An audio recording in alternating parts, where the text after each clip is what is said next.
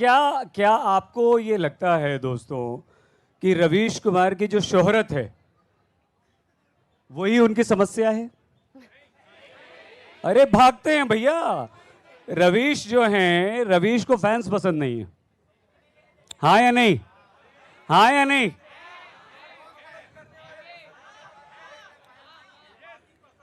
और एक बात और हम अपने दर्शकों को यहाँ पर बता, बहुत धन्यवाद।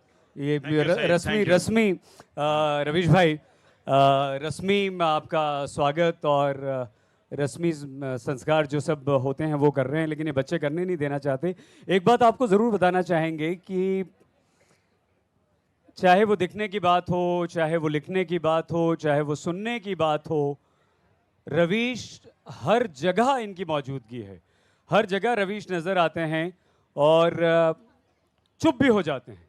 ये वो पहले ऐसे इंसान हैं जो टेलीविज़न के स्क्रीन को ब्लैक कर देते हैं, जिसके बारे में हमसे कहा जाता है। ये वो पहले ऐसे पत्रकार, पहले ऐसे एंकर हैं। एंकर्स के बारे में कहा जाता है, नेहा भी एंकर हैं, हम भी एंकर हैं। हम लोगों के बारे में ये कहा जाता है कि अगर 2 सेकंड अगर आप चुप हो गए स्क्रीन पर, तो हमारा जो डायरेक्टर होता है, जिसका ईयरपीस हमारे कान में लगा होता है, उसकी आवाज़ आती रहती, वो डांटता है पूरी तरह से, अरे क्या कर रहे हो, क्या कर रहे हो, क्या तरीका है ये, चुप क्यों हो गए। मतलब एंकर के बारे में, और एंकर से उम्मीद कोई भी चैनल ये करता है कि वो बोलता रहे बोलता रहे बोलता रहे।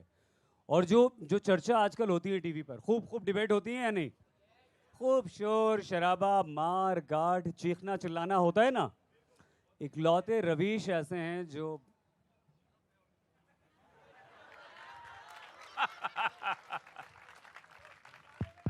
अच्छा अरे बिल्कुल, कहाँ भाई, बाहर है, बिल्कुल है, लपरेक। कतार भी है, बाहर भी है, चिंता मत कीजिए।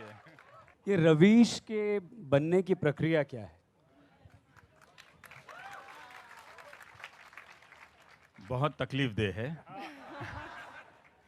क्योंकि ये जो बनना होता है हर पल बनना होता है, और आप लोगों की निगाह में ना तो पहली बार के लिए बनते हैं ना आखिरी बार के लिए बनते हैं। रोज़ रोज़ अपना इम्तहान देना पड़ता है। कुछ लिखने से पहले वो गलत हो सकता है, लोग नाराज़ हो सकते हैं, कुछ दिखाने से पहले उनकी राय बदल सकती है, और कार्यक्रम के साथ साथ आपके बारे में भी राय बदल सकती है। तो बहुत ही आप समझिए कि हम रस्सी की धार पर चलते हैं, उस पर कब फिसल जाएं कब गिर जाएं इसका ख़तरा तो रहता ही है। तो बहुत ही तकलीफ़ दे प्रक्रिया है। तब भी जब कोई कार्यक्रम या कुछ लिखना आपका लोगों के बीच सराहा जाता है, और तब भी जब आप पूरी तरह से फेल हो जाते हैं।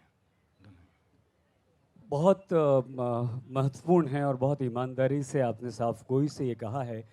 आप ये कहते हैं रवीश कि मैं किसके लिए लड़ूं, क्यों कहते हैं ऐसा, जबकि आप तो सबके लिए लड़ते हैं, इन बच्चों के लिए लड़ते हैं, इस देश की आम जनता के लिए लड़ते हैं, उन भ्रष्ट अधिकारियों के खिलाफ बोलते हैं, उन भ्रष्ट नेताओं के खिलाफ बोलते हैं। फिर भी ये जो दर्द आता है रवीश का कि मैं किसके लिए लड़ूं, बुरा लगता है आप लोगों को? क्या आप लोगों को तकलीफ होती है कि आखिर आखिर रवीश मजबूर क्यों हुए ये बोलने के लिए? दोस्तों बताइए। देखिए, हम या आप या हम दोनों, हम सभी किसी को हमेशा विजेता के फ्रेम में देखते रहने की आदत पाल लेते हैं। हम ये नहीं समझते कि जो लड़ने वाला है वो अपने भीतर, अपने मन के भीतर भी कुछ लड़ाइयाँ हार रहा होता है। दुनिया में कोई ऐसा शख्स किसी इतिहास में मैं नहीं जानता जो हर लड़ाई जीतता है। एक लड़ाई जीतने वाला भी 100 लड़ाई उसी वक्त हार रहा होता है। तो उस हारने की एक तकलीफ़ है, पीड़ा है, जो सईद चुप कराती है। और कई बार मुझे लगता है कि मैं इस मोर्चे पे तो जीतता हुआ लग रहा हूँ, लेकिन वो तमाम मोर्चे भी दिख रहे होते हैं मुझे जिस पे मैं हार रहा होता हूँ। वो बहुत सारे मोर्चे हो रहे होते हैं। हो सकता है कि आप दुनिया को कह रहे हैं कि हमें एक रास्ते पे चलना है, हो सकता है कि आपका कोई बहुत करीबी ठीक उसके विपरीत रास्ते पे चल रहा हो, तो आप उसको बदल नहीं पा रहे हैं। तो आप कहते हुए तो जीत रहे हैं, लेकिन नहीं बदलते हुए हार रहे हैं। तो एक ही साथ आप विजेता होने के साथ साथ पराजित भी हैं दोस्त। कहाँ से फिर वो लड़ने की शक्ति मिलती है? वो आती है मेरे अकेलेपन से, क्योंकि मैं ज़्यादातर अकेला रहता हूँ। नहीं नहीं नहीं नहीं नहीं नहीं नहीं नहीं, बिल्कुल मेरे सहमत हैं आप अकेलेपन लोग? से आती है। बिल्कुल बिल्कुल, ये इतने लोग हैं जो रवीश। आप सब हैं मेरे साथ, लेकिन लेकिन मैं अपनी बात बता रहा हूँ। मैं आम तौर पे अकेला रहता हूँ, मेरी ज़िंदगी एकाकी है, बहुत कम अपने आप को लोगों के बीच बांटता हूँ। और जब आप अकेले होते हैं तभी आपके भीतर ताकत का असली इम्तहान होता है।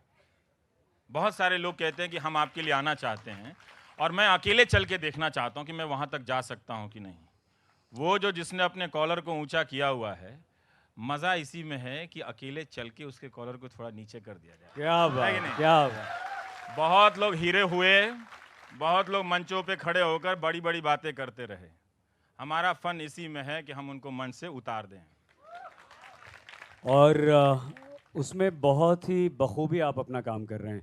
सवाल ये कि ये रवीश भाई, ये जो युवा वर्ग यहाँ पर बैठा है, आपको इन्हें इन्हें सारे पता है? युवा हैं, कोई मेरे जैसे नहीं है क्या? अरे आप तो सबसे ज्यादा युवा हैं दोनों, सबसे ज्यादा चमक रहे हैं आप। रवीश को दोस्तों आपको बताएं कि बड़ा अच्छा लगता है यूनिवर्सिटी में जाना। रवीश को बड़ा अच्छा लगता है कैंटीन में आप लोगों से बैठकर गपशप करना, आप लोगों के साथ खाना खाना, आप लोगों से मिलना जुलना। और यही वो ताकत है फेसबुक की, यही वो ताकत है ट्विटर की, यही वो ताकत है सोशल मीडिया की। हैं आप सब? फिर ऐसी क्या वजह हुई रवीश, ऐसा क्या हुआ कि आपने अपने आप को इतना रेस्ट्रिक्ट कर लिया सोशल मीडिया से? देखिए, मैं इसको जल्दी समझ गया था कि ये जो गाली देने का सिलसिला है वो एक राजनीतिक रूप से संगठित सिलसिला है, और एक प्रायोजित तरीके से कुछ पत्रकारों को एक तरह से चिन्हित किया गया और गालियां दी गईं। कुछ लोगों ने कहा कि समाज बदल गया है, उससे बोलना नहीं आ रहा है, तो वो गालियां दे रहा है, आप इतने परेशान क्यों हैं?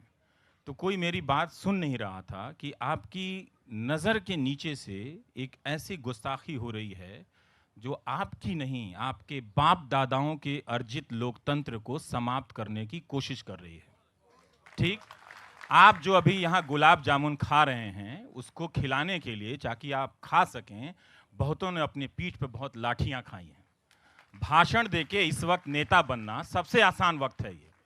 तो ये गालियों का सिलसिला चला, और इसको कई लोग इसको सपोर्ट में इसके खड़े हो गए कि ये ट्रोल हैं, जैसे ये बाराती के दूल्हे के सहबोले आए हों कि उसके साथ साथ आए, इनको बर्दाश्त कीजिए। तो ये गलत हो रहा था। मैं जानना चाहता हूं कि अगर दुनिया इतनी तेजी से बदल गई, जो गालियों में बात कर रही है क्योंकि उसे बात करना नहीं आ रहा, तो ये ज्यादातर गालियां तो लड़कियों के खिलाफ हैं। क्या उनके भाई और उनके बाप घरों में इसी तरह से बात कर रहे हैं क्या? आपने कब सुना? 2014 में सुना, 2015 की फरवरी में सुना, 2016 की फरवरी में सुना। कब सुना आपने अपने घरों में कोई गाली देके बात कर रहा है? कब सुना आपने? ये लोकतंत्र कब बदल गया? कब हमारे आपके बीच की जो सार्वजनिक बातचीत की जो तरीका है वो कब बदल गया? मुझे बताइए। तो आपको इसलिए पता नहीं चला कि वो दरअसल बदला नहीं था। कुछ लोगों ने सोशल मीडिया पर गुंडे खड़े कर दिए, जिसका अंग्रेजी में नाम है ट्रोल। और गुंडों की भाषा को लोकतंत्र में सवाल के नाम पर जायज बनाने की कोशिश आज भी हो रही है, आज भी हो रही है। आप इस फर्क को समझिए। नेता से मोहब्बत करना, इसमें कोई कॉन्फ्लिक्ट नहीं है, और हमको सवाल पूछने देना, दोनों अलग अलग चीजें हैं।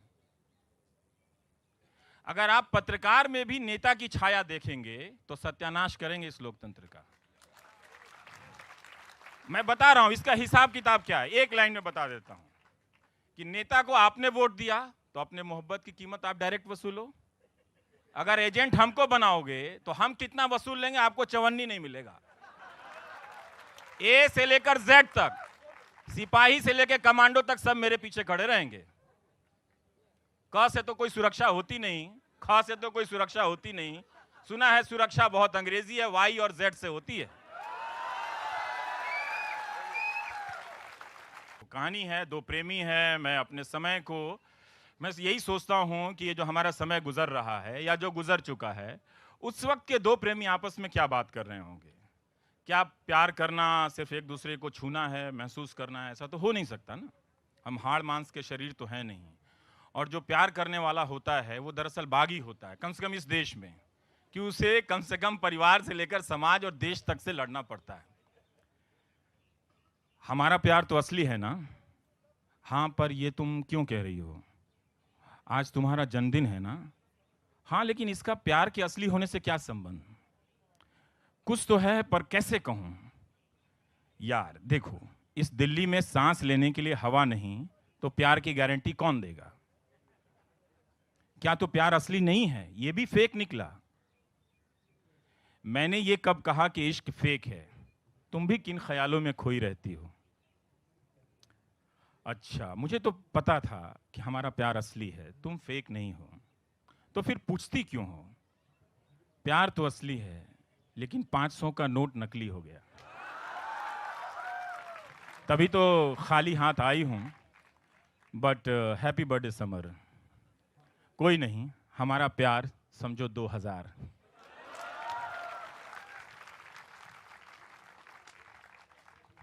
आप जिस संस्थान के साथ काम करते हैं, जिस संस्थान में रात को हम लोग सब आपको देखते हैं, सुनते हैं। पर मेरी तो टीआरपी 0 है। मैं उल्टा दुनिया का अकेला 0 टीआरपी एंकर उल्टा हूं। इसका उल्टा है। ये बहुत मॉडेस्ट हैं हमारे रवीश भाई, इसका बिल्कुल उल्टा है। आजकल हम उस चैनल के बारे में कहते हैं कि अरे अरे अरे ये क्या, और आपके बारे में कहते हैं वाह वाह वाह वाह, देखो देखो देखो देखो देखो।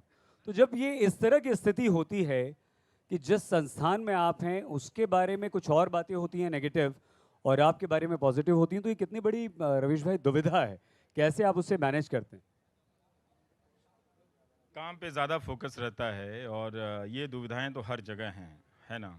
और मैं वहाँ खुश हूँ, मुझे करने की आज़ादी है, इसलिए वो मेरा है। जो भी है उसका गुण अवगुण सब मेरा है, मैं उससे भाग नहीं सकता हूँ।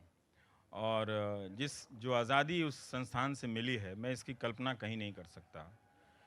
अगर आप यकीन कर सकते हैं तो आपको करना चाहिए कि मैं सचमुच अपना आइडिया किसी को नहीं बताता हूँ, और कोई मुझसे नहीं पूछता है। मैं कल क्या होगा मेरे साथ मैं नहीं जानता हूँ, पर आज तक मैंने एक भी ऐसा प्रोग्राम नहीं किया जो मैंने अपने किसी कॉलीग को भी बताया हो। ब्लैक स्क्रीन के बारे में उस संस्थान के भीतर कोई नहीं जानता था, ये मैं वहीं कर सकता था। बहुत खूब, बहुत खूब। अभी जो माइम का किया, तो माइम शब्द को ही मैं 6 बजे से पहले नहीं जानता था कि इसे माइम कहते हैं। तो मैं अपने दोस्तों से पूछ रहा था कि डीडी में वो देखे थे उसको क्या बोलते हैं यार, ऐसे ऐसे करता है, दीवार छूता है, ऐसे निकलता है। मुझे क्या मालूम था कि यहाँ ऐसे लोगों में उसका रिस्पॉन्स हो जाएगा। तो हमें वो समझना चाहिए। मुझे लगता है कि कोई मुझे कुछ भी दे सकता है, पर 20 साल जो मैंने उस संस्थान में गुजारे हैं, ये आज़ादी कोई नहीं दे सकता। मुझे तो लगता नहीं कि मुझे कहीं मिलेगी ऐसी आज़ादी। बहुत बहुत ईमानदारी से नौकरी मिल जाएगी, मैं एडिटर हो सकता हूँ, मैं खुद भी चैनल खोल लूँगा, तो पता नहीं वैसी आज़ादी मिलेगी कि नहीं बहुत खूब, मिलेगी। बहुत बहुत बड़ी बात। लेकिन जो हमारी हमारी जिस माध्यम के लिए रवीश भाई हम लोग काम करते हैं, टीवी, टेलीविज़न, वो घर घर में जाता है, बेडरूम में जाता है, पान वाले के पास, बीड़ी वाले के पास, और सूचना क्रांति के माध्यम से वो गांव गांव, कस्बे कस्बे, हर जगह पहुंच गया है। एक बंधी बंधाई लीक थी, एक बना ठना एंकर बैठता है, वो बात करता है, अच्छी तरह से खबरें आपको बताता है, उसकी भाषा अच्छी होती है, उसकी शैली अच्छी होती है, और वो बहुत अच्छी तरह से सब कुछ पेश कर देता है, राइट? हाँ या नहीं दोस्तों?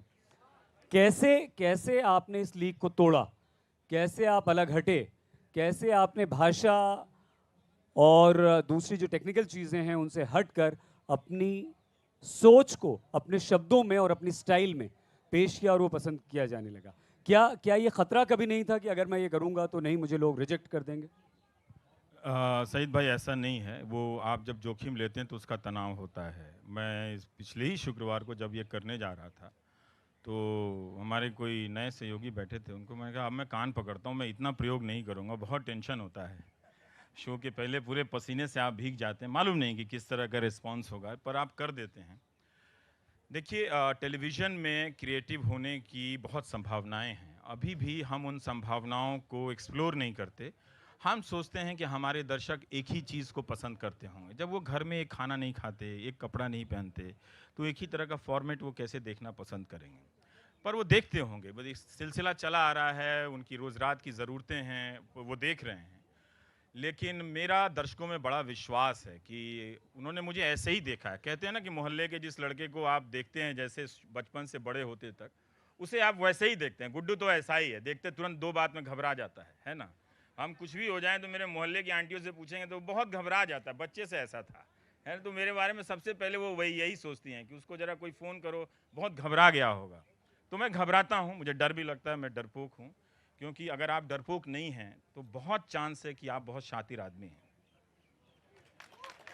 जो भी आदमी कहता है कि वो शेर है, दरअसल वो इंसान नहीं, कुछ और है।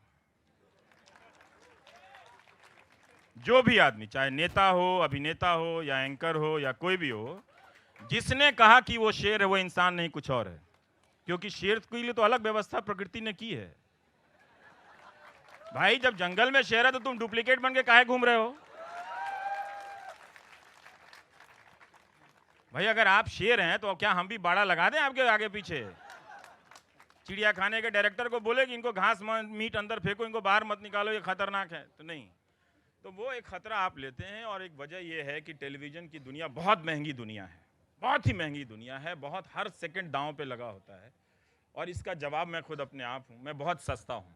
मैं कोई भी ऐसा काम नहीं करता जिसमें पैसा लगता है। नहीं, आप बहुत बहुत कीमती हैं, हम महंगे नहीं कहेंगे, लेकिन आप हमारे लिए बहुत तो कीमती हैं। प्रोडक्शन हम का कॉस्ट बहुत कम होता है, नहीं, सही, हम बहुत सब कम। चलिए, बहुत अच्छी बात है। गुड्डू नाम है आपका घर नहीं, का? गुड्डू गाम नहीं।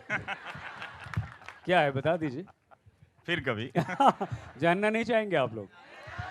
अब आज तो रवीश को आप छोड़ेंगे नहीं भाई। विकिपीडिया पे भी तो कुछ सर्च कीजिए जहां मेरे बारे में गलत सलत निकली है, फिर कभी।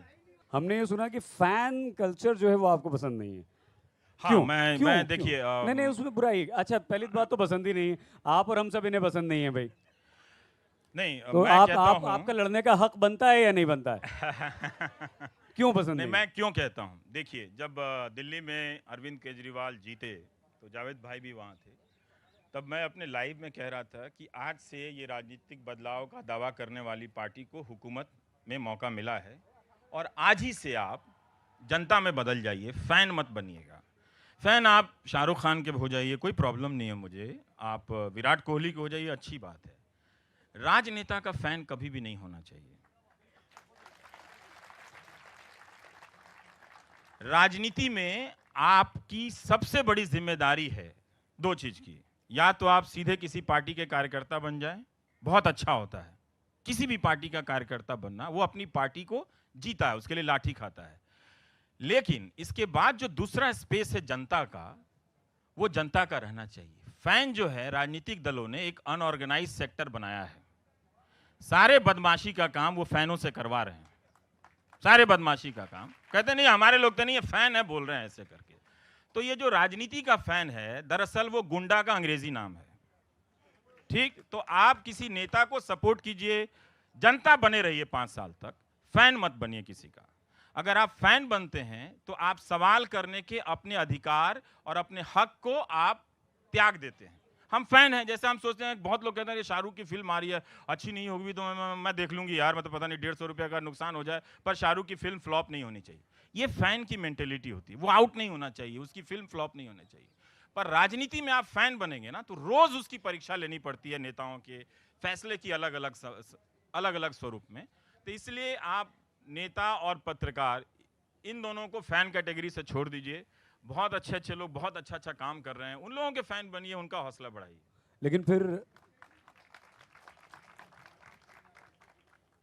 लेकिन क्या रवीश भाई, आप अगर फैन नहीं चाहते हैं तो ये जो युवा वर्ग है जो आपको फॉलो करता है, आपके नक्शे कदम पे चलना चाहता है, आप जैसा बनना चाहता है, तो कहीं आप एक्सटेंशन ऑफ रवीश देखते हैं? और अगर हाँ तो कैसे? और अगर चाहते हैं देखना एक्सटेंशन ऑफ रवीश तो वो क्या होगा? नहीं, मैं तो नहीं चाहता कि कोई मेरी तरह बने। हम चाहते हैं कि हर कोई अपनी अपनी तरीके से अपना अपना रास्ता ढूंढे, क्योंकि मुझे खुद भी अच्छा नहीं लगता कि मैं किसी और की तरह बनता। मैं ज़रूर लोगों को पढ़ता हूँ, सराहता हूँ, वो अलग बात है, पर आप सब इस दुनिया में आए हैं अपने रास्ते से चलने के लिए। और लोकतांत्रिक स्पेस जो है यही मौका देता है कि आप अपने ख्याल से लेकर चीज़ों को बनाने बेचने तक का काम अपनी आज़ादी से कर सकते हैं। तो अपनी रचनात्मकता को आप परखिए, उसे फलने फूलने का मौका दीजिए, और आप सुरेश बनिए, मनीष बनिए, सुनीता बनिए, संगीता बनिए। क्या ज़रूरी है कि सब रवीश ही बने? सबको नहीं बनना चाहिए। कहानी सुननी है लपरे, क्या आगे बढ़ें? एक कहानी कहानी, सुना। एक तुम बड़ा कहानी। सवाल कर रहे हो, आगे बैठ। कौन है? हाँ, तो एक सवाल आपसे जरूर पूछा जाएगा। मैं आज स्मॉल टाउन सा फील कर रहा हूँ और मैं मेट्रो सी। हाँ, जब भी तुम साउथेक से गुजरती हो मैं करावल नगर सा महसूस करता हूँ। चुप करो, तुम पागल हो। दिल्ली में सब दिल्ली सा फील करते हैं।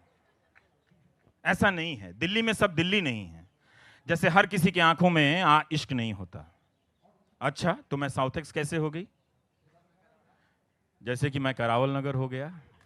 सही कहा तुमने। ये बारापुला फ्लाईओवर ना होता तो साउथेक्स और सराय काले खां की दूरी कम ना होती। तुम मुझसे प्यार करते हो या शहर से?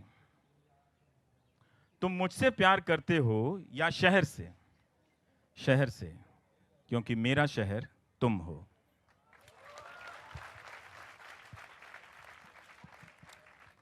रवीश भाई, अगर आपकी इजाज़त हो, आज्ञा हो, तो कुछ गुफ्तगू का सिलसिला इश्क और जरूर। मोहब्बतों को आगे बढ़ाया जाए। सवाल एक एक करके कीजिएगा, कोई काउंटर क्वेश्चन नहीं, और सवाल छोटे रखिएगा और please। Aadhaar card, pan number ये सब नहीं बताने वाला हूँ। माहौल बदल गया है। कौन कहा मेरा पैन नंबर लेके नेहा क्या नेहा बदल दे। नेहा नेहा ने साफ तौर पर कह दिया, इसलिए माइक हम आपको नहीं देंगे। जल्दी से। छोटा छोटा सवाल सर। सर आपने इतनी आपकी टीआरपी भी एनडीटीवी में है, बट आप लोग क्या देखते हैं कि जो इतना देखना पसंद करते हैं, और आप जितने यहाँ पर बैठे हुए बच्चे सब लोग आपका फैन बन चुके हैं, इसका मेन कारण क्या है? कारण देश की महंगाई है। कोई सस्ता और अच्छा एंकर ढूंढ के लाओ।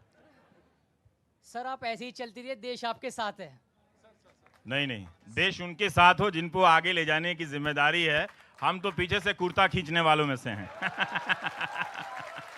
सर आपसे मेरा ये क्वेश्चन है कि आप अपनी अंतिम बार होम टाउन कब गए थे, गांव कब गए थे, और अब जाते हैं तो जब आए थे तो क्या आपको अंतर महसूस होता है? देखिए, मेरा उस मोतिहारी से बहुत भावनात्मक लगाव है, और उस लगाव की वजह मेरे पिताजी हैं। अब वो इस दुनिया में नहीं हैं, तो जब थे तो काफ़ी जाना पड़ता था, और अब वो नहीं है तो उनकी वजह से मैं नहीं जा पाता हूँ। क्योंकि जाना सिर्फ मेरे लिए मोतिहारी जाना नहीं है, मतलब मैं इस तूफ़ान से गुजरने लगता हूँ, मैं संभाल नहीं पाता हूँ। तो इतनी गहरी यादें जुड़ी हुई हैं कि मैं भागता रहता हूँ उससे। लेकिन मैं छठ में गया था, मेरी बड़ी माँ गुजर गई थी, तब मैं गया था। मेरी माँ अभी गांव में ही हैं, तो सुबह ही उनसे बात हुई है। वही बताई कि लोग यहाँ बड़ा खिसियाई चला था, केहू के पास पैसे नहीं थे। हम बोले काहे तरह लगे, पैसा नहीं क्या? पैसा तो देवे कहीं नहीं है तरह के। तो सब दे दिला, हजार हजार का, 100 रुपया का कुछ मिलते नहीं खे। ना घर में आलू आवता ना सब तरकारी आवता। तो मैंने किसी को कहा कि भाई सब्जी भेज दो माँ के लिए जरा सा घर में। तो संबंध है, पर जाना इतना आसान नहीं है मेरे लिए। रवीश भाई, दर्शकों से हम सवाल पूछवाएं, लेकिन ये जो बात आपने कही, अपनी अपनी भाषा, जो अपनी बोली जो आपने बोली इस भोजपुरी में, जब आपने एंकरिंग में इसका इस्तेमाल किया, वो डेलिब्रेट था या बस अगर मैं वहाँ बैठा हूँ तो अपनी बात पहुँचाना ज़्यादा ज़रूरी है, वहाँ पर बोली, भाषा, उच्चारण, व्याकरण ये सब नहीं आएगा? नहीं, मुझे लगता है कि मुझे मालूम नहीं कि कौन देख रहा है कौन नहीं देख रहा है। तो आप जो सामान लेकर गांव से आए हैं, कम से कम वो तो दिखाइए, है ना। भोजपुरी मेरी मातृभाषा है। जब हम लोग अपने घरों में हिंदी को बोलने बरतने लगे तो बड़ी माँ बहुत डांट देती थी कि आइल वाले पटना से अंग्रेजी बोलता रहे। वो बाद में पता चला अंग्रेजी कुछ और है, तो मैंने कहा अरे बाप रे बाप, मैंने हिंदी सीखने में ही जिंदगी लगा दी, पता चला अंग्रेजी कहीं और। आओ बेटा व्हाइट हाउस तक तो पहुंचो। तो मुझे लगा कि जो मेरी मातृभाषा है वो आपको पता होना चाहिए। हम जैसे जिन्हें आपके विचारों से प्यार है, खुदा ना खास्ता अगर एनडीटीवी पे एक दिन का बैन लग जाता है तो आप क्या कहेंगे कि हम क्या अरे करें? बैन कैसे लग जाता है? आप नहीं थे क्या? आप लोग नहीं हैं, तो जब आप रहेंगे तो कैसे बैन लग जाए? यहां खड़ा होके न्यूज पढ़ देंगे सड़क पे,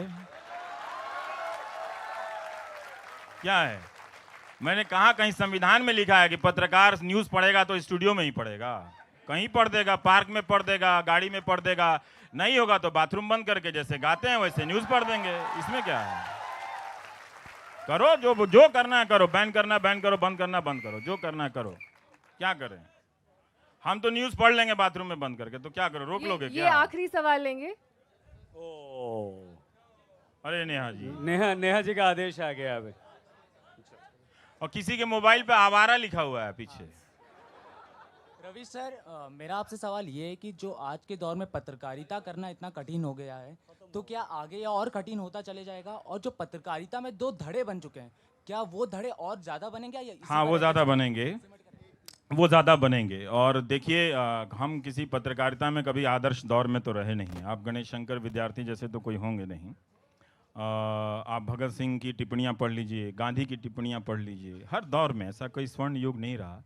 पर अंततः ये पत्रकारिता को ठीक करने की लड़ाई पत्रकार की व्यक्तिगत लड़ाई बन जाती है। हम चाहते हैं आप ये समझें इस बात को। आप जो अखबार खरीद रहे हैं, जो चैनल देख रहे हैं, उसके हेडलाइन को बहुत बारीकी से देखिए कि राजा का गुणगान है या प्रजा के हाहाकार का उसमें स्थान है। आपको देखना पड़ेगा ना। गुणगान ज़्यादा है तो शक करना चाहिए, स्थान ज़्यादा है तो भरोसा रखना चाहिए कि कुछ अच्छा होने वाला है। जब समस्या का पता होगा तभी तो राजा अच्छा करेगा ना। बहुत धन्यवाद आप सभी का, रवीश भाई। अरे सर, यही काम करने दीजिए ना। अभी तो इश्क में बैठे हैं, आप राजनीति में ले आए हैं। जो लोग राजनीति में हैं उनको ही मुझसे इतनी तकलीफ है। अब आप वहाँ भी पहुँचा देंगे तो दिन भर वहाँ भी सब तकलीफ में रहेंगे। और पत्रकार राजनीति में जाएगा तो हार जाएगा, आप ही लोग वोट नहीं देंगे। भाई बागों में बाहर हमसे क्यों पूछ रहे हो? एटीएम के पास कतार है, जाके देखो। हमसे क्यों पूछ रहे हो? भाई आप लोगों की डिमांड नेहा जी ने मान ली है। आज आज आज आज आज आज इसके बाद सब 2-2 हज़ार देना हमको, पैसा नहीं निकाल पाए हैं। सर, मेरा आपसे एक क्वेश्चन है कि जब आप किसी गांव से या छोटे शहर से आते हैं तो यहाँ पे बातें होती कि अगर आपके पास कॉन्टैक्ट नहीं तो आप एंकर नहीं बन पाएंगे, तो क्या आपके साथ भी ऐसा कुछ हुआ था? नहीं नहीं नहीं, ऐसा नहीं है। तो एक मौका आता है, चांस आता है। नहीं, ऐसा नहीं है कि नहीं। हाँ, आप राजदीप इसका जवाब दे सकते हैं। राजदीप ने मुझे कई मौके दिए जिंदगी में। ऐसा नहीं है, आप दे सकते हैं। नहीं, अब रवीश माने या ना माने, कहीं ना कहीं उनके इस क्या कहें, इस नए अवतार में, इस सफर में हमारा थोड़ा हाथ था। तब वो पहले जब आए थे वो डेस्क पर थे और उनकी जो हेयर स्टाइल थी बिल्कुल देवानंद की तरह थी। तो मैंने उनको कहा था, और उन्होंने मुझे लगता है कि इंटरव्यू में भी कहा, मैंने कहा देखो तुमको रिपोर्टर बनना है तो ये देवानंद जैसी हेयर कट नहीं चलेगी। तो उन्होंने कहा यही मेरी एक हेयर स्टाइल है। और हिंदी जगत में ये आपने जो बात कही ये साफ है, जो डेस्क पर बैठा रहता है लड़का, और रवीश उस समय डेस्क पर था। जो रिपोर्टर एंकर होते हैं वो किसी को दूसरे को आगे नहीं आने देते हैं। मैं हमेशा समझता हूँ उत्तर भारत में ये सबसे बड़ी कमजोरी है कि लोगों को किस तरह से नीचा और खींचना है, उनकी टांग किस तरह से खींचनी है, उसमें लोग ज़्यादा वक्त गुजारते हैं। तो रवीश को थोड़ा बहुत मैंने उस समय बचाया, क्योंकि नहीं तो उनके जो सीनियर्स थे वो रवीश को कैसे आगे नहीं जाने देना है, मेरिट से जो चलना है जिस आदमी को, उसको कैसे कमज़ोर करना है, उसमें लगे रहे थे। लेकिन रवीश की खुद की ये मुझे लगता है ये मेरिट की वजह से, उनकी जो काबिलियत है उसकी वजह से वो आज इस मुकाम तक पहुंचे हैं। और मैं समझता हूँ हर व्यक्ति, और इस नए भारत में आपको कोई नहीं रोक सकता। और रवीश जैसे कई लोग हैं जो इसकी, महेंद्र सिंह, मैं रवीश की तुलना महेंद्र सिंह धोनी से करता हूँ एक तरह से, क्योंकि आप अगर देखेंगे तो धोनी भी एक छोटे शहर से आए, और एक ज़माने में लगता था कि क्रिकेट केवल अगर आप बम्बई और दिल्ली से आते हैं तो ही आप क्रिकेट खेल सकते हैं, मुश्किल से हैदराबाद या बंगलोर ले लीजिए। एक ज़माने में ये भी लगा कि मोतिहारी से जो व्यक्ति आता है वो पत्रकारिता नहीं कर सकता। रवीश ने ये दिखाया कि जो मोतिहारी से आता है वो बम्बई से मैं एक बम्बई से आता हूँ, मुझसे वो बढ़िया पत्रकारिता करता है, उसका एक ये सबूत है। बहुत धन्यवाद राजदीप सर, मजा आ गया। आप बैठे थे, आप शामिल ये हुए, बात इसके लिए बहुत बहुत सही है धन्यवाद। जो राजदीप जी ने एक कही मिनट आ है। रहा हूँ, एक मिनट आ रहा हूँ। तो अगर आपकी नीयत सही हो तो अच्छे लीडर मिल जाते हैं आपको। सर, आपने कभी किसी से प्यार किया है? 100% किया है। और क्या, ये तो ऐसे ही कहानी थोड़ी लिख देंगे। सर ना आप डांटते हो ना फटकारते हो ना स्टूडियो में आके अदालत लगाते हो, फिर आप करते क्या हो? सर सपने जी, देखता हूँ। अब इस सेशन की समाप्ति करनी होगी, वक्त हो गया अगले सेशन पर का। आपका जो सवाल था, वक्त अगले इतना सेशन डरिए का हो नहीं कि गया। आप हिंदी के हैं या छोटे शहर से आए हैं तो आपको मौका नहीं मिलेगा। आप अगर ईमानदारी से काम करते चलते हैं तो बहुत सारे लोग सपोर्ट में आ जाते हैं। अभी राजदीप जी ने बताया, तो बहुत सारे लोगों का आपको साथ मिलता है। नीयत अच्छी होनी चाहिए, मेहनत होनी चाहिए, तो कोई साथ दे देता है। कुछ छोटा वाक्य सा सुना देते हैं। हाँ, अब चलते हैं। जंतर मंतर पर नारे लगाते हुए दोनों करीब होने लगे। जंतर मंतर पे नारे लगाते हुए दोनों करीब होने लगे। लगा कि प्रेम को जिंदगी का मकसद मिल गया। अपने माँ बाप के आतंक से त्रस्त दोनों झूमने लगे। 3 दिन के बाद जब उस भीड़ में अपने मिडिल क्लास माँ बाप को देखा तो दोनों भाग लिए। वो अब अन्ना को गरियाने लगे। इंडिया गेट पर आइसक्रीम खाते ही कंट्री चेंज करने का फितूर जल्दी घर पहुंचने की रणनीति में बदल गया। क्या आपको ये लगता है दोस्तों कि रवीश कुमार की जो शोहरत है वही उनकी समस्या है? अरे भागते हैं भैया। रवीश जो हैं, रवीश को फैंस पसंद नहीं है। हाँ या नहीं? हाँ या नहीं?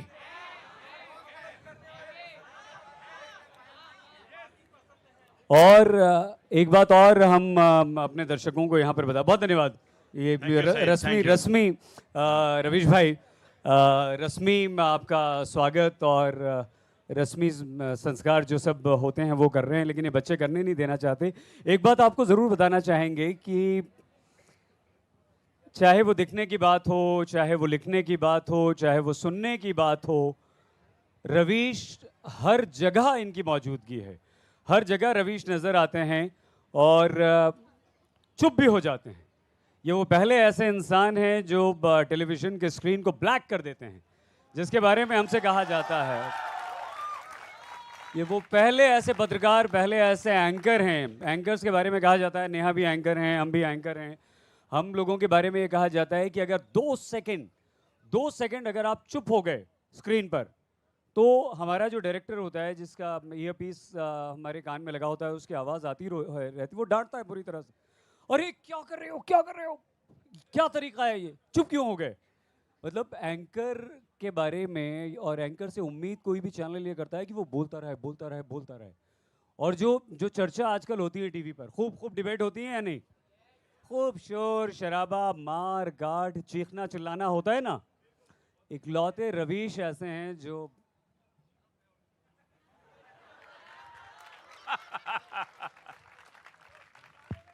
अच्छा अरे बिल्कुल, कहाँ भाई, बाहर है, बिल्कुल है, लपरेक। कतार भी है, बाहर भी है, चिंता मत कीजिए। ये रवीश के बनने की प्रक्रिया क्या है? बहुत तकलीफ दे है, क्योंकि ये जो बनना होता है हर पल बनना होता है। और आप लोगों की निगाह में ना तो पहली बार के लिए बनते हैं, ना आखिरी बार के लिए बनते हैं। रोज़ अपना इम्तहान देना पड़ता है। कुछ लिखने से पहले वो गलत हो सकता है, लोग नाराज़ हो सकते हैं, कुछ दिखाने से पहले उनकी राय बदल सकती है, और कार्यक्रम के साथ साथ आपके बारे में भी राय बदल सकती है। तो बहुत ही आप समझिए कि हम रस्सी की धार पर चलते हैं, उस पर कब फिसल जाएं, कब गिर जाएं, इसका ख़तरा तो रहता ही है।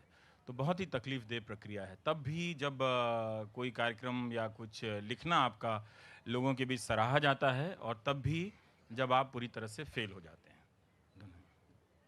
बहुत महत्वपूर्ण है और बहुत ईमानदारी से आपने साफ गोई से ये कहा है। आप ये कहते हैं रवीश कि मैं किसके लिए लड़ूं, क्यों कहते हैं ऐसा, जबकि आप तो सबके लिए लड़ते हैं, इन बच्चों के लिए लड़ते हैं, इस देश की आम जनता के लिए लड़ते हैं, उन भ्रष्ट अधिकारियों के खिलाफ बोलते हैं, उन भ्रष्ट नेताओं के खिलाफ बोलते हैं। फिर भी ये जो दर्द आता है रवीश का कि मैं किसके लिए लड़ूं, बुरा लगता है आप लोगों को? क्या आप लोगों को तकलीफ होती है कि आखिर रवीश मजबूर क्यों हुए ये बोलने के लिए? दोस्तों बताइए। देखिए, हम या आप या हम दोनों, हम सभी किसी को हमेशा विजेता के फ्रेम में देखते रहने की आदत पाल लेते हैं। हम ये नहीं समझते कि जो लड़ने वाला है वो अपने भीतर, अपने मन के भीतर भी कुछ लड़ाइयाँ हार रहा होता है। दुनिया में कोई ऐसा शख्स किसी इतिहास में मैं नहीं जानता जो हर लड़ाई जीतता है। एक लड़ाई जीतने वाला भी 100 लड़ाई उसी वक्त हार रहा होता है।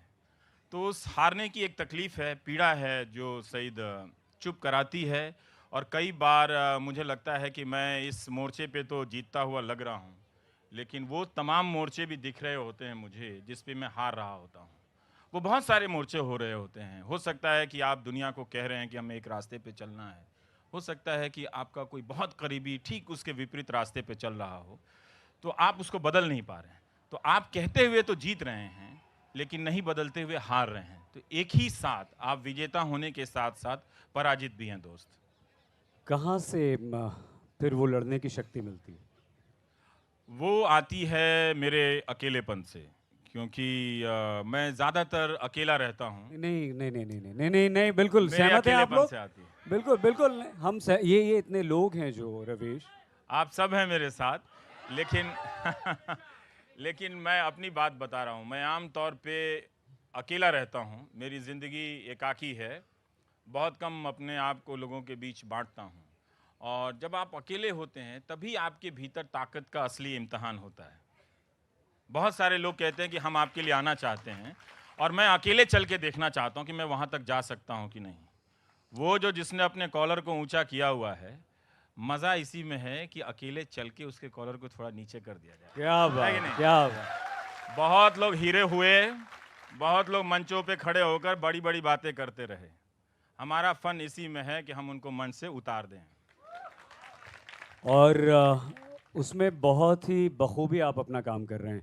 सवाल ये कि ये रवीश भाई, ये जो युवा वर्ग यहाँ पर बैठा है, आपको इन्हें इन्हें सारे पता है? युवा हैं, कोई मेरे जैसे नहीं है क्या? अरे आप तो सबसे ज़्यादा युवा हैं दोनों, सबसे ज़्यादा चमक रहे हैं आप। रवीश को दोस्तों आपको बताएं कि बड़ा अच्छा लगता है यूनिवर्सिटी में जाना। रवीश को बड़ा अच्छा लगता है कैंटीन में आप लोगों से बैठकर गपशप करना, आप लोगों के साथ खाना खाना, आप लोगों से मिलना जुलना। और यही वो ताकत है फेसबुक की, यही वो ताकत है ट्विटर की, यही वो ताकत है सोशल मीडिया की। हैं आप सब? फिर ऐसी क्या वजह हुई रवीश, ऐसा क्या हुआ कि आपने अपने आप को इतना रेस्ट्रिक्ट कर लिया सोशल मीडिया से? देखिए, मैं इसको जल्दी समझ गया था कि ये जो गाली देने का सिलसिला है वो एक राजनीतिक रूप से संगठित सिलसिला है, और एक प्रायोजित तरीके से कुछ पत्रकारों को एक तरह से चिन्हित किया गया और गालियां दी गईं। कुछ लोगों ने कहा कि समाज बदल गया है, उससे बोलना नहीं आ रहा है, तो वो गालियां दे रहा है, आप इतने परेशान क्यों हैं? तो कोई मेरी बात सुन नहीं रहा था कि आपकी नज़र के नीचे से एक ऐसी गुस्ताखी हो रही है जो आपकी नहीं, आपके बाप दादाओं के अर्जित लोकतंत्र को समाप्त करने की कोशिश कर रही है। ठीक, आप जो अभी यहाँ गुलाब जामुन खा रहे हैं, उसको खिलाने के लिए, ताकि आप खा सकें, बहुतों ने अपनी पीठ पे बहुत लाठियाँ खाई हैं। भाषण देके इस वक्त नेता बनना सबसे आसान वक्त है ये। तो ये गालियों का सिलसिला चला, और इसको कई लोग इसको सपोर्ट में इसके खड़े हो गए कि ये ट्रोल हैं, जैसे ये बाराती के दूल्हे के सहबोले आए हों कि उसके साथ साथ आए, इनको बर्दाश्त कीजिए। तो ये गलत हो रहा था। मैं जानना चाहता हूं कि अगर दुनिया इतनी तेजी से बदल गई, जो गालियों में बात कर रही है क्योंकि उसे बात करना नहीं आ रहा, तो ये ज्यादातर गालियां तो लड़कियों के खिलाफ हैं। क्या उनके भाई और उनके बाप घरों में इसी तरह से बात कर रहे हैं क्या? आपने कब सुना? 2014 में सुना, 2015 की फरवरी में सुना, 2016 की फरवरी में सुना। कब सुना आपने अपने घरों में कोई गाली देके बात कर रहा है? कब सुना आपने? ये लोकतंत्र कब बदल गया? कब हमारे आपके बीच की जो सार्वजनिक बातचीत की जो तरीका है वो कब बदल गया? मुझे बताइए। तो आपको इसलिए पता नहीं चला कि वो दरअसल बदला नहीं था। कुछ लोगों ने सोशल मीडिया पर गुंडे खड़े कर दिए, जिसका अंग्रेजी में नाम है ट्रोल। और गुंडों की भाषा को लोकतंत्र में सवाल के नाम पर जायज बनाने की कोशिश आज भी हो रही है, आज भी हो रही है। आप इस फर्क को समझिए। नेता से मोहब्बत करना, इसमें कोई कॉन्फ्लिक्ट नहीं है, और हमको सवाल पूछने देना, दोनों अलग अलग चीजें हैं। अगर आप पत्रकार में भी नेता की छाया देखेंगे तो सत्यानाश करेंगे इस लोकतंत्र का। मैं बता रहा हूं इसका हिसाब किताब क्या है, एक लाइन में बता देता हूं कि नेता को आपने वोट दिया तो अपने मोहब्बत की कीमत आप डायरेक्ट वसूलो। अगर एजेंट हमको बनाओगे तो हम कितना वसूल लेंगे, आपको चवन्नी नहीं मिलेगा। ए से लेकर जेड तक, सिपाही से लेकर कमांडो तक सब मेरे पीछे खड़े रहेंगे। क से तो कोई सुरक्षा होती नहीं, ख से तो कोई सुरक्षा होती नहीं। सुना है सुरक्षा बहुत अंग्रेजी है, वाई और जेड से होती है। कहानी है, दो प्रेमी है। मैं अपने समय को, मैं यही सोचता हूं कि ये जो हमारा समय गुजर रहा है या जो गुजर चुका है, उस वक्त के दो प्रेमी आपस में क्या बात कर रहे होंगे। क्या प्यार करना सिर्फ एक दूसरे को छूना है, महसूस करना है? ऐसा तो हो नहीं सकता ना। हम हाड़ मांस के शरीर तो है नहीं। और जो प्यार करने वाला होता है वो दरअसल बागी होता है, कम से कम इस देश में, कि उसे कम से कम परिवार से लेकर समाज और देश तक से लड़ना पड़ता है। हमारा प्यार तो असली है ना? हाँ, पर ये तुम क्यों कह रही हो? आज तुम्हारा जन्मदिन है ना? हाँ, लेकिन इसका प्यार के असली होने से क्या संबंध? कुछ तो है, पर कैसे कहूं? यार देखो, इस दिल्ली में सांस लेने के लिए हवा नहीं तो प्यार की गारंटी कौन देगा? क्या तो प्यार असली नहीं है, ये भी फेक निकला। मैंने ये कब कहा कि इश्क फेक है? तुम भी किन ख्यालों में खोई रहती हो? अच्छा, मुझे तो पता था कि हमारा प्यार असली है, तुम फेक नहीं हो। तो फिर पूछती क्यों हो?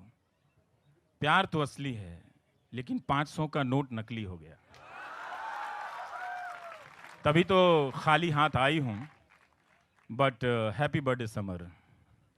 कोई नहीं, हमारा प्यार समझो 2000।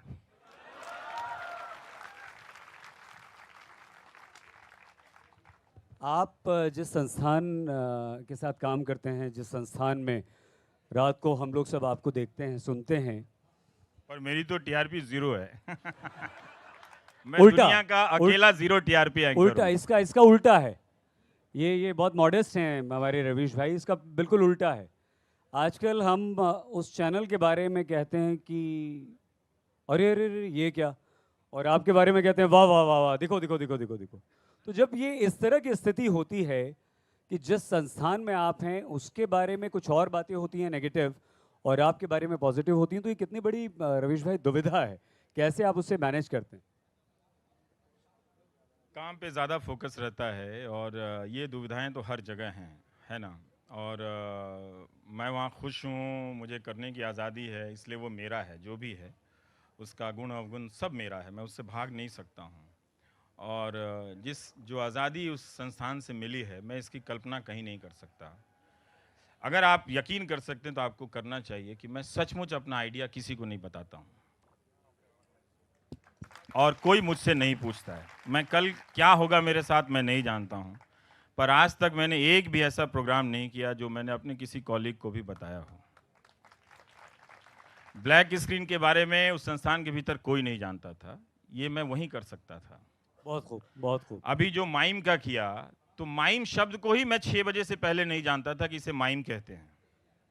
तो मैं अपने दोस्तों से पूछ रहा था कि डीडी में वो देखे थे उसको क्या बोलते हैं यार, ऐसे ऐसे करता है, दीवार छूता है, ऐसे निकलता है। मुझे क्या मालूम था कि यहाँ ऐसे लोगों में उसका रिस्पॉन्स हो जाएगा। तो हमें वो समझना चाहिए। मुझे लगता है कि कोई मुझे कुछ भी दे सकता है, पर 20 साल जो मैंने उस संस्थान में गुजारे हैं, ये आज़ादी कोई नहीं दे सकता। मुझे तो लगता नहीं कि मुझे कहीं मिलेगी ऐसी आज़ादी। बहुत बहुत ईमानदारी से नौकरी मिल जाएगी, मैं एडिटर हो सकता हूँ, मैं खुद भी चैनल खोल लूँगा, तो पता नहीं वैसी आज़ादी मिलेगी कि नहीं। बहुत बहुत बड़ी बात। लेकिन जो हमारी जिस माध्यम के लिए रवीश भाई हम लोग काम करते हैं, टेलीविज़न, वो घर घर में जाता है, बेडरूम में जाता है, पान वाले के पास, बीड़ी वाले के पास, और सूचना क्रांति के माध्यम से वो गांव-गांव, कस्बे हर जगह पहुंच गया है।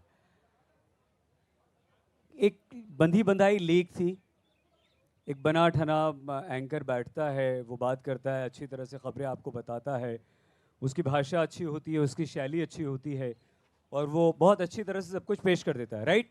हाँ या नहीं दोस्तों? कैसे आपने इस लीक को तोड़ा? कैसे आप अलग हटे? कैसे आपने भाषा और दूसरी जो टेक्निकल चीज़ें हैं उनसे हटकर अपनी सोच को अपने शब्दों में और अपनी स्टाइल में पेश किया और वो पसंद किया जाने लगा। क्या ये खतरा कभी नहीं था कि अगर मैं ये करूँगा तो नहीं, मुझे लोग रिजेक्ट कर देंगे? सईद भाई, ऐसा नहीं है। वो आप जब जोखिम लेते हैं तो उसका तनाव होता है। मैं पिछले ही शुक्रवार को जब ये करने जा रहा था तो हमारे कोई नए सहयोगी बैठे थे, उनको मैंने कहा अब मैं कान पकड़ता हूँ, मैं इतना प्रयोग नहीं करूँगा, बहुत टेंशन होता है। शो के पहले पूरे पसीने से आप भीग जाते हैं, मालूम नहीं कि किस तरह का रिस्पॉन्स होगा, पर आप कर देते हैं। देखिए, टेलीविज़न में क्रिएटिव होने की बहुत संभावनाएं हैं। अभी भी हम उन संभावनाओं को एक्सप्लोर नहीं करते। हम सोचते हैं कि हमारे दर्शक एक ही चीज़ को पसंद करते होंगे। जब वो घर में एक खाना नहीं खाते, एक कपड़ा नहीं पहनते, तो एक ही तरह का फॉर्मेट वो कैसे देखना पसंद करेंगे? पर वो देखते होंगे, बस एक सिलसिला चला आ रहा है, उनकी रोज़ रात की ज़रूरतें हैं, वो देख रहे हैं।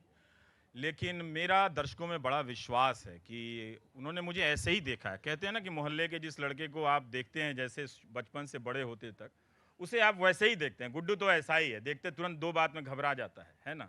हम कुछ भी हो जाएं तो मेरे मोहल्ले की आंटियों से पूछेंगे तो बहुत घबरा जाता है, बच्चे से ऐसा था, है ना? तो मेरे बारे में सबसे पहले वो यही सोचती हैं कि उसको ज़रा कोई फ़ोन करो, बहुत घबरा गया होगा। तो मैं घबराता हूँ, मुझे डर भी लगता है, मैं डरपोक हूँ। क्योंकि अगर आप डरपोक नहीं हैं तो बहुत चांस है कि आप बहुत शातिर आदमी हैं। जो भी आदमी कहता है कि वो शेर है, दरअसल वो इंसान नहीं, कुछ और है। जो भी आदमी, चाहे नेता हो, अभिनेता हो या एंकर हो या कोई भी हो, जिसने कहा कि वो शेर है वो इंसान नहीं, कुछ और है। क्योंकि शेर के लिए तो अलग व्यवस्था प्रकृति ने की है। भाई, जब जंगल में शेर है तो तुम डुप्लीकेट बन के काहे घूम रहे हो? भाई, अगर आप शेर हैं तो क्या हम भी बाड़ा लगा दें आपके आगे पीछे? चिड़िया खाने के डायरेक्टर को बोले कि इनको घास मीट अंदर फेंको, इनको बाहर मत निकालो, ये खतरनाक है, तो नहीं। तो वो एक खतरा आप लेते हैं। और एक वजह ये है कि टेलीविज़न की दुनिया बहुत महंगी दुनिया है, बहुत ही महंगी दुनिया है, बहुत हर सेकंड दांव पे लगा होता है। और इसका जवाब मैं खुद अपने आप हूँ, मैं बहुत सस्ता हूँ। मैं कोई भी ऐसा काम नहीं करता जिसमें पैसा लगता है। नहीं, आप बहुत कीमती हैं। हम महंगे नहीं कहेंगे, लेकिन आप हमारे लिए बहुत कीमती हैं। प्रोडक्शन का कॉस्ट बहुत कम होता है। नहीं, हम सब, चलिए, बहुत अच्छी बात है। गुड्डू नाम है आपका घर नहीं, का? गुड्डू गान नहीं। क्या है, बता दीजिए। फिर कभी जानना नहीं चाहेंगे आप लोग? अब आज तो रवीश को आप छोड़ेंगे नहीं। विकिपीडिया पे भी तो कुछ सर्च कीजिए जहां मेरे बारे में गलत सलत निकली है। फिर कभी हमने ये सुना कि फैन कल्चर जो है वो आपको पसंद नहीं है। हाँ, क्यों? मैं देखिए, नहीं, उसमें बुराई। अच्छा, पहली बात तो पसंद ही नहीं है। आप और हम सब इन्हें पसंद नहीं है भाई। नहीं, तो मैं कहता हूं, आपका लड़ने का हक बनता है या नहीं बनता है? क्यों पसंद नहीं? मैं क्यों कहता हूं, देखिए, जब दिल्ली में अरविंद केजरीवाल जीते तो जावेद भाई भी वहां थे। तब मैं अपने लाइव में कह रहा था कि आज से ये राजनीतिक बदलाव का दावा करने वाली पार्टी को हुकूमत में मौका मिला है और आज ही से आप जनता में बदल जाइए, फैन मत बनिएगा। फैन आप शाहरुख खान के हो जाइए, कोई प्रॉब्लम नहीं है मुझे। आप विराट कोहली के हो जाइए, अच्छी बात है। राजनेता का फैन कभी भी नहीं होना चाहिए। राजनीति में आपकी सबसे बड़ी जिम्मेदारी है 2 चीज़ की। या तो आप सीधे किसी पार्टी के कार्यकर्ता बन जाएं, बहुत अच्छा होता है। किसी भी पार्टी का कार्यकर्ता बनना, वो अपनी पार्टी को जीता है, उसके लिए लाठी खाता है। लेकिन इसके बाद जो दूसरा स्पेस है जनता का, वो जनता का रहना चाहिए। फैन जो है, राजनीतिक दलों ने एक अनऑर्गेनाइज सेक्टर बनाया है। सारे बदमाशी का काम वो फैनों से करवा रहे हैं, सारे बदमाशी का काम। कहते नहीं हमारे लोग तो नहीं है, फैन है, बोल रहे हैं ऐसे करके। तो ये जो राजनीति का फैन है, दरअसल वो गुंडा का अंग्रेजी नाम है। ठीक, तो आप किसी नेता को सपोर्ट कीजिए, जनता बने रहिए 5 साल तक, फैन मत बनिए किसी का। अगर आप फैन बनते हैं तो आप सवाल करने के अपने अधिकार और अपने हक को आप त्याग देते हैं। हम फैन हैं, जैसे हम सोचते हैं, बहुत लोग कहते हैं कि शाहरुख की फिल्म आ रही है, अच्छी नहीं होगी तो मैं देख लूंगी यार, मैं तो पता नहीं 150 रुपये का नुकसान हो जाए, पर शाहरुख की फिल्म फ्लॉप नहीं होनी चाहिए। ये फैन की मेंटेलिटी होती है, वो आउट नहीं होना चाहिए, उसकी फिल्म फ्लॉप नहीं होनी चाहिए। पर राजनीति में आप फैन बनेंगे ना, तो रोज उसकी परीक्षा लेनी पड़ती है नेताओं के फैसले की अलग अलग स्वरूप में। तो इसलिए आप नेता और पत्रकार, इन दोनों को फैन कैटेगरी से छोड़ दीजिए। बहुत अच्छे लोग बहुत अच्छा काम कर रहे हैं, उन लोगों के फैन बनिए, उनका हौसला बढ़ाइए। लेकिन फिर